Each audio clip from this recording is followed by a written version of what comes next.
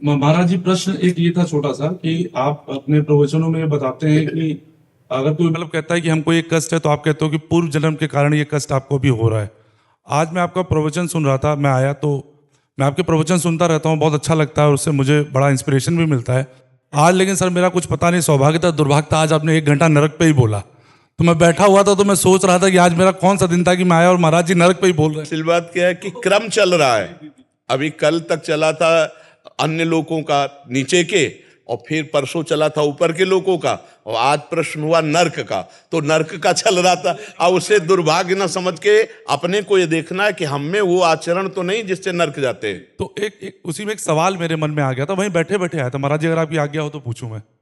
सवाल ये था कि आप ये कहते हो कि जैसे किसी ने कहा कि मुझे कष्ट है, तो आप कहते हो कि ये पूर्व जन्म के कारण है, आप इस जन्म में अपना नाम जपिए तो ठीक हो जाएगा, यही होता है मूल, मैंने जो सुना है। लेकिन जो नरक वाली बात सुनी तब एक कन्फ्यूजन ये हुआ कि मृत्यु के बाद अगर हम नरक जा ही रहे हैं और वहां पर हमको वो यातनाएं दी ही जा रही हैं, तो इसका मतलब है कि हमको तो दंड मिल ही रहा है। नहीं, अगर नाम जप करते हो तो नहीं, उसके आगे आप सुनना। जी। अगर आज का सुना है, अगर आप कल कृपा करके रुको, तो परीक्षित जी यही प्रश्न करते हैं कि किसी न किसी व्यक्ति से शुभ और अशुभ कर्म बनी जाता है परमहंस जी से, तो क्या सबको नरक जाना पड़ता है? तो उनका नहीं। जो यहां अपने कर्म का प्रायश्चित कर लेता है, जैसे हम कहते हैं कि नाम जप करो, जैसे कोई कहता है हमसे बहुत पाप हो गए, अब मुझे बचा लो, तो हम कहते हैं भगवान की शरण में आओ और नाम जप करो, ये सब नष्ट हो जाएगा। इस बात पर विश्वास करो कि जैसे हम उदाहरण में देते हैं कि वकील और जज, वकालत में पक्का दोषी माना गया और जज ने उसे फांसी की सजा दे दी, लेकिन एक पॉइंट है, वो राष्ट्रपति के द्वारा अपने को माफ करवा सकता है अगर राष्ट्रपति माफ करे। तो इसीलिए श्री भगवान कहते हैं सर्वधर्मान परित्यज्य मामेकम शरणम व्रज अहम त्वाम सर्व पापेभ्यो मोक्षयिष्यामि मा शुचा। ये बातें सुनने को भी उसी को मिलेंगी जो थोड़ा कहीं ना कहीं सात्विक होगा और थोड़ा न कहीं भागवतिक होगा। अगर वो ये स्वीकार कर ले कि हे भगवान मेरे से बहुत सी गलती हो गई और नाम जप करे, तो निश्चित वो नरक नहीं जाएगा, भगवान को प्राप्त होगा। ऐसा नहीं कि अब हमें जब नरक की सजा मिलनी तो मैं भजन क्यों करूं। नहीं, ये भजन उसका ये है कि शास्त्र की बात को थोड़ा लंबा सुने। अब जैसे कल सुनोगे आप, तो परीक्षित का इसी के आगे प्रश्न है नरकों के बाद, तो उससे बचे कैसे? तो उसमें अजामिल का उदाहरण देते हो कि जीवन भर वैश्यागमन किया और अंतिम समय अपने पुत्र के बहाने नाम पुकारा नारायण, तो भगवान के पार्षद आ गए और यमदूतों के पास काट दी और उसे परम पद मिला।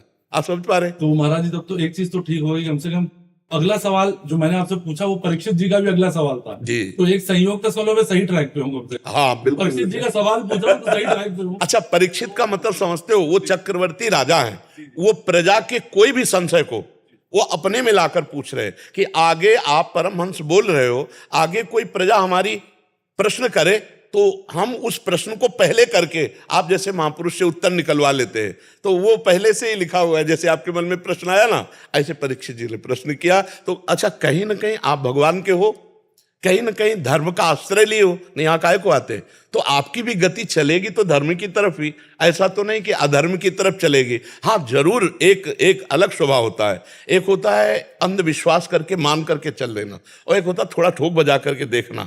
तो वो थोड़ा बुद्धि प्रदान होता है और वो थोड़ा हृदय प्रदान होता है। बस दिन है तो दिन है, रात है तो रात है, ये होती पूर्ण शरणागति।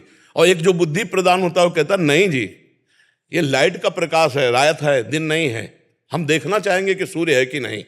और एक होता है कि भगवान आपने कह दिया, उसे शरणागति कहते हैं। शायद अभी बुद्धि के हिसाब से थोड़ा ज्यादा चल रहा हूँ, हो सकता है कि वो शरणा वाली आ जाओगे। वो जब फिसलेगी बुद्धि ना, तो शरण में ही आ जाएगी, क्योंकि धर्म में है। अधर्ममय बुद्धि तो अधर्म की तरफ भागती, धर्ममय फिसलेगी तो भगवान ही धर्म स्वरूप है, वो भगवान संभाल लेते। आपको सुनते रहते हैं तो बहुत जिज्ञासा। पहले इस बात का समाधान पाइए। आपने पूछा कि पूर्व जन्म का जो कर्म है वो आप कहते हो नाम जप करो तो नष्ट, आपको समाधान है इस बात का? समझा दिया सर। हाँ, इसको और समझना है कि जैसे बालक जो है माँ के गर्भ से निकलता है, उसकी एक आंख खराब होती है।